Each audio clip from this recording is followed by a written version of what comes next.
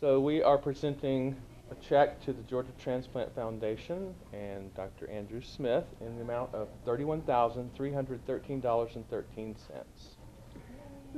Great. Great. Yeah. What else do we have? So. Did I say that right? Yeah. Absolutely. Well, I'd like to thank the 313 Salon and Lester and Tracy and everyone who worked on this event.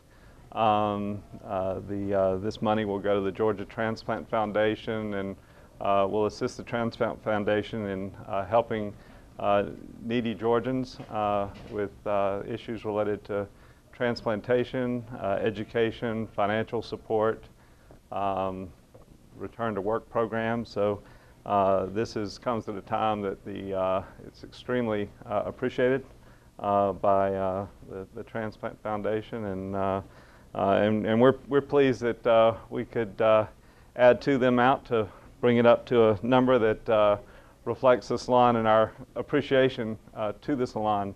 Lester, as I told you and Tracy this morning, the event was fabulous, and when I'd ask people who were there what their relationship was, it was either people who worked at the salon or their friends or family members, or as well as those of us involved in the transplant community. But it was a huge amount of support from your salon, and so we're glad that the check comes out with a bunch of 313s in it, and we particularly like that 31-3 that's at the beginning.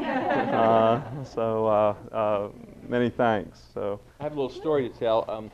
At the event, I met a young lady who her husband needs a transplant, and she's been seen here at Emory. They have insurance, but they have a high deductible, and we actually called Georgia Transplant Foundation yesterday on behalf of them because they needed help with the deductible, and the Georgia Transplant Foundation is now hooking up with them and actually helping with that deductible so that he can get evaluated for a transplant, which is great. okay. I would like to make sure that we can do this next year so we can continue helping people that are in need through the Georgia Transplant Foundation.